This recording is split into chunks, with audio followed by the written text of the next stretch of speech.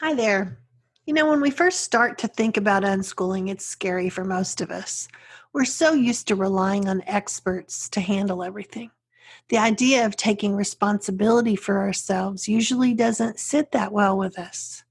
We've been conditioned to believe that we're not really capable and we need those experts.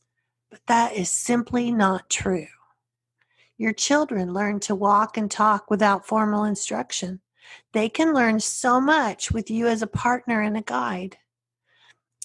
An awesome aspect of unschooling is that kids won't just learn a collection of facts that they may or may not ever need. They will amass a collection of knowledge that's unique for them. That's what a truly individualized learning plan is.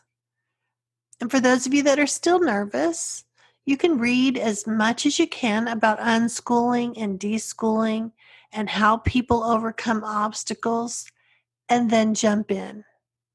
So I have 4 ideas that I want you to think of for this week. The first one is I want you to take all your cues from your child.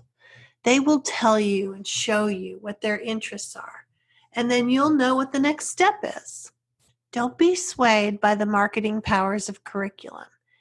You don't need them to tell you what your child is interested in learning more about. Curriculum seems right because it's familiar. But little humans learn to walk and talk and so many other things before they stepped a foot into the schools. And after school years were over, grown-up humans continued to learn and discover all sorts of things with no lesson plans or agendas or Friday quizzes. When we stop trying to orchestrate all the learning, we're able to observe and see what our kids' interests are. So you move in that direction, even if it doesn't look academic at all. Often, the more kids want to pursue something, the more they'll need some skill to do it. So then that will be the catalyst to learn something they had no interest in before. And the good news is that because it's in context and relevant to their lives, they'll remember it without any power struggles at all. The next thing to remember that I'd like you to try is to play more games, whatever interests them. This will also give you a lot of clues about their preferences for any future purchase decisions. Don't buy games just because the box says it's for a particular age group or because some other family loved it.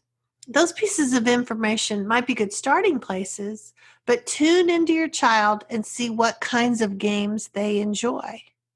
And then while you're gathering data on the specifics of various games they like to play, you'll also be strengthening the connection between the two of you.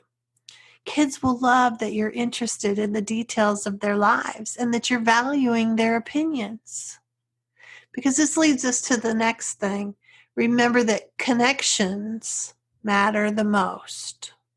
Connecting with your child is the most important thing you can do. When they can turn to you for help and advice without worrying that you're trying to manipulate or mold them, that's when they can really thrive with unschooling. And lastly, remember that learning happens all the time in all kinds of ways. And sometimes we don't even get to know what's happening in someone else's brain. They may not even have it all put together yet. But down the road, they'll suddenly mention something really brilliant, and you'll be left thinking and maybe even saying out loud, how did they know that? They may not even remember where they learned about it, but they did. Because learning is what humans do. So pause when that moment happens and remind yourself that you didn't have to make it happen or teach it to them. They did it on their own. It was part of their hardwiring.